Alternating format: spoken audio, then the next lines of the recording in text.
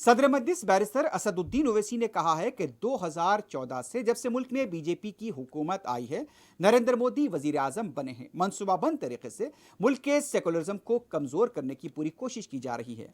उत्तर प्रदेश के बाराबंकी में पुरहुजुम जलसे से खिताब करते हुए बैरिस्टर ओवैसी ने कहा कि 2014 से यह कोशिश जारी है कि हिंदुस्तान के सेकुलरिज्म को खत्म करते हुए हिंदू राष्ट्र बनाया जाए। बैरिस्टर ओवैसी ने मॉब लिंचिंग में मुसलमानों को निशाना बनाए जाने का जिक्र किया और कहा कि ऐसे शरपसंदों के खिलाफ कार्रवाई क्यों नहीं की जाती। बैरिस्टर ओवैसी ने नामनहाज सेकुलर जमातों की खामोशी पर भी सवाल उठाए। उन्होंने पार्लियामेंट में भी नामनहाज सेकुलर जमातों के रवैये और मौक़िफ़ को भी जलसे में बेनकाब किया। 3 तलाक बिल, शहरियत तरमीमी कानून पर भी बैरिस्टर ओवैसी ने समाजवादी पार्टी, कांग्रेस, बीएसपी और दूसरी जमातों की दोगली पॉलिसी से सामाईन को वाकिफ करवाया। बैरिस्टर ओवैसी ने कहा कि अब वक्त आ गया है कि मुसलमानों को लीडर बनना है।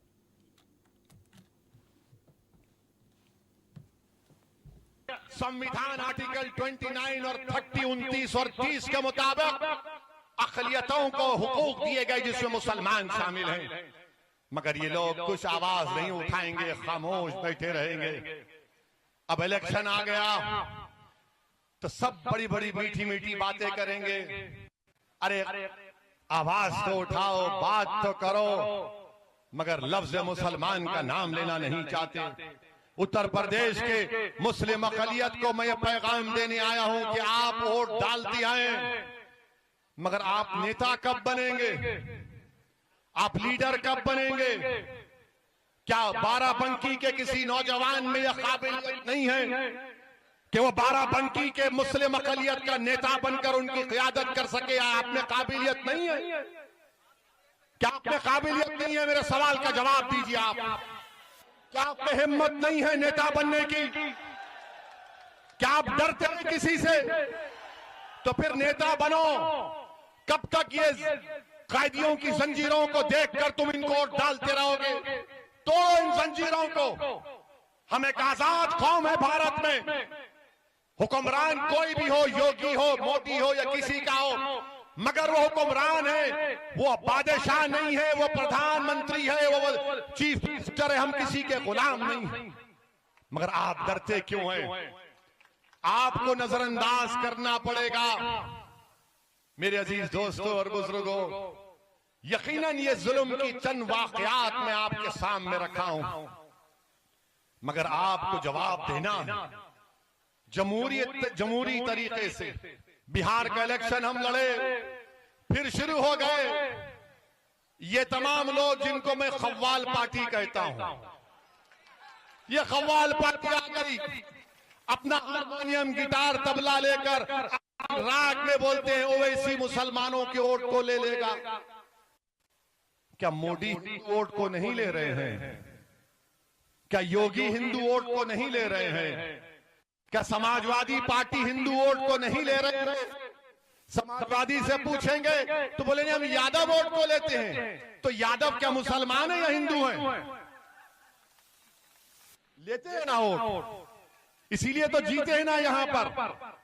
ये मैं नहीं कह रहा हूं, दिल्ली में एक ऑर्गेनाइजेशन है CLS। हमारे मीडिया के लोग सोच रहे होंगे कि मसाला मिल गया 6 बजे से इसकी शादी करेंगे ओवैसी की। अब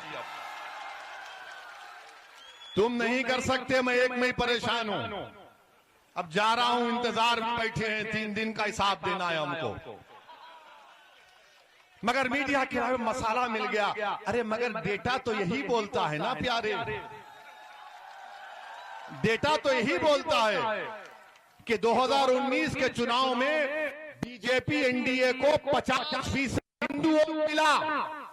कितना मिला? डरो मत बोलो, डरो मत बोलो। और उत्तर प्रदेश के चुनाव में बीएसपी और सपा मिलकर लड़े। तुमने वोट दिया उनको, शर्मा ने हाथ उठाकर वो वोट दिया। कितने मुसलमानों ने वोट दिया सपा बीएसपी को मालूम आपको? 75% दिया। और उत्तर प्रदेश के हमारे भाइयों ने कितना वोट दिया मोदी को मालूम आपको? 51%, 50%। तो फिर कौन जीता? बीजेपी कैसे जीती यहां पर? मैं तो नहीं था ना। ना मेरे पास जिन्नात हैं कि तुमको जाकर ऐसा कर दो। सोचो आप, ये हंसी का हंसाने के लिए नहीं कह रहा हूं, आपको हकीकत बयान कर रहा हूं। अब हम इलेक्शन असेंबली का विधानसभा का लड़ रहे हैं तो तमाम सेकुलर, ये अपने आप को सेकुलर बोलते, सेकुलर नहीं है, ये आरएसएस की असली टीम है, तमाम के तमाम लोग। ये क्या कह रहे हैं, नहीं ओवैसी आएगा तो मुसलमान वोट ले लेगा। कभी आपने सुना कि एक यादव ने मोदी को वोट दिया तो क्या अखिलेश यादव ने कहा कि वो यादव की टीम है जिसने मोदी को वोट दिया? तुमने कभी क्या तुमने कभी सुना कि एक दलित ने अपना वोट डालना उसका घर का इख्तियार, उसने मोदी को वोट दिया तो क्या किसी बीएसपी के नेता ने कहा कि वो दलित बी टीम है? तो फिर मुसलमान को कहते हैं, क्यों कहते उनको मेरा नाम लेते, क्यों कहते क्यों वोट काटने आया है? अरे जब यादव और दलित ब्राह्मण सब पार्टी को दे सकता है तो तुमको हिंदू वोट की बात नहीं करेंगे, जैसा कि हर चुनाव में खाली मुसलमान वोट देता है। ये हकीकत है, इसको आपको जानना है, इसलिए खुलकर बयान कर रहा हूं। मेरी फितरत में नहीं है कि अल्फाज चाप कर बयान करूं, मैं खुलकर बयान कर रहा हूं और आपको समझना इन बातों को। और हो सके तो नौजवानों से अपील कर रहा हूं कि मेरे इस भाषण को, मेरी इस तकरीर को आपके पास एक ताकत है, सेल फोन की, व्हाट्सएप से फैलाइए, ताकि उत्तर प्रदेश के घर घर तक, हमारी मां और बहनों तक, बुजुर्गों तक, उलमाओं तक, मशाइखीन तक मजलिस इत्तेहाद और मुस्लिमीन का पैगाम पहुंच जाए और मालूम हो जाए कि हकीकत क्या है। यही इनको फिक्र है। नहीं आप क्यों लड़ते यहां पर, आप क्यों वोट काट रहे? बिहार में हम लड़े, 5 विधायक मजलिस के बिहार के असेंबली में हैं, महाराष्ट्र में 2 विधायक हमारे हैं, तेलंगाना में 7 हैं। तो एक समाजवादी पार्टी से करीब एक जर्नलिस्ट है, वो हमसे उलझ गए, उनको खुजली हुई तो प्रेस कॉन्फ्रेंस में पूछी, आपने बिहार में वोट काट दिया? हमने पूछा, बताइए आप तो बड़े विद्वान हैं, है ना? बोले हाँ है। हमने कहा कितने सीट लड़े बिहार में? हमने तो बोले 60-70 लड़े। बोला तुम झूठे हो। बोले आप मीडिया को कह रहे हैं कि हाँ तुम झूठ बोले तो झूठा बोलेंगे तुमको, और ज्यादा बोलेंगे तो हम बोलेंगे झूठ बोले तो तुमको काला। हमने 20 सीट लड़ी, 20 में 5 पर हमारे विधायक बने, 9 पर आरजेडी कांग्रेस के बने हमारे खिलाफ, और 6 पर एनडीए बीजेपी नीतीश कुमार के बने। आज हमारे विधायक असेंबली में जानते हैं तो बिहार की असेंबली थर थर कांपती है कि मजलिस के दीवाने आ रहे हैं बोलने के लिए। लोग बोलते हैं कि तुम्हारे साथ जीते तेलंगाना में क्या किए, तुम क्या कर लोगे, तुम तो मंत्री नहीं बनोगे। 70 साल से मुसलमानों को यह कहकर वोट लिया कि मुझे मंत्री बना दिया जाएगा, मगर वो मंत्री तो बना, तुमको संतरी की भी नौकरी नहीं मिली। वो मंत्री तो बन गया, हम मंत्री बनना नहीं चाहते, हम लड़ने वाले हैं, लड़ना चाहते हैं। हम आपका हुकूक, आपका हक दिलाना चाहते हैं जो भारत के संविधान ने सबको दिया है। हम बराबरी चाहते हैं, हम हिस्सा चाहते हैं, हिस्सेदारी चाहते हैं। अगर 11% यादव मुख्यमंत्री बना सकते हैं तो क्या 19% मुसलमान अपने 19 एमएलए मजलिस के नहीं कामयाब कर सकते?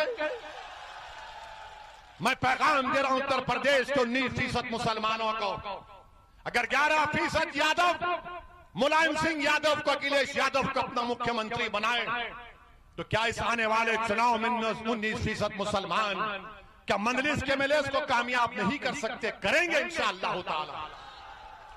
आपने सबको साथ दिया, मगर क्या मिला? कल तक आपके पास कोई अल्टरनेट नहीं था, कोई मुतबादिल नहीं था। आज मुतबादिल मजलिस इत्तेहाद और मुस्लिमीन। हमसे मीडिया के लोग बार बार पूछते, अगर आपसे ये सेकुलर पार्टी के लोग बात करेंगे तो आप बात करेंगे? हम बोले बराबर बात करेंगे, बात करने में क्या नुकसान है? मगर वो बात नहीं करना चाहते। अगर बात करना चाहते तो बात करेंगे, मगर ऐसा नहीं होगा। असदुद्दीन ओवैसी अगर किसी नेताओं से मिलेगा तो खड़े होकर नहीं बात करेगा। टेबल होगा, 2 कुर्सी होंगे, एक कुर्सी पे वो बैठेंगे, दूसरी कुर्सी पे हम बैठेंगे। आंख में आंख डालकर बात करेंगे। वो दौर खत्म हो गया गुलामी का, वो दौर खत्म हो गया आंख से आंख नहीं मिलाने का, वो दौर खत्म हो गया सर को झुकाने का, दौर खत्म हो गया कि चप्पल को उनके घर के दहलीज पर छोड़कर आने का। चप्पल पहनकर तुम्हारे घर में जाकर पड़ेंगे। ये मजलिस मुस्लिमीन का मिजाज है और इस मिजाज को आपको अपने अंदर पैदा करना पड़ेगा।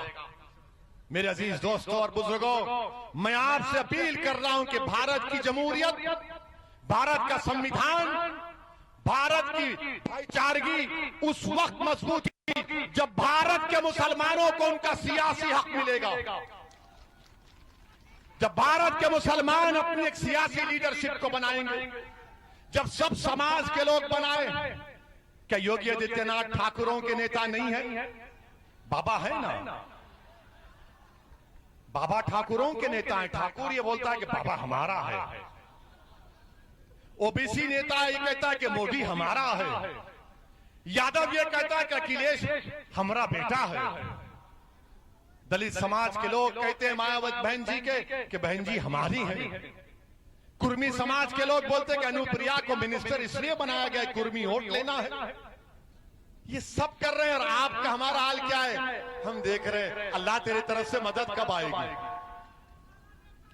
तो छोड़ो, तुम नेता बनोगे, मैं नहीं। तुमको नेता बनना है। मैं पुकार कर कहूंगा कि हमारा नेता तुम्हारे जैसा हो, मेरा नेता तुम्हारे जैसा हो। मैं नेता बनने नहीं आया हूं। अल्लाह ने मुझे बहुत इज्जत दी अल्हम्दुलिल्लाह, रसूलुल्लाह सल्लल्लाहु अलैहि वसल्लम के सदक़े तुफ़ैल में। मैं सोच भी नहीं सकता कि यहां तक आऊंगा। मगर तुमको नेता बनना है। तुम कब तक नारे मारोगे नेता होगा? अरे तुम बनो, तुम काबिल बनो, तुम कौम के सिर पे सालार बनो। हम तुम्हारे पीछे खड़े रहेंगे, तुम्हारे रास्ते हर चीज करेंगे। मगर ये मिजाज पैदा करो, हिम्मत और हौसले से काम करो। डरने और घबराने की जरूरत नहीं है।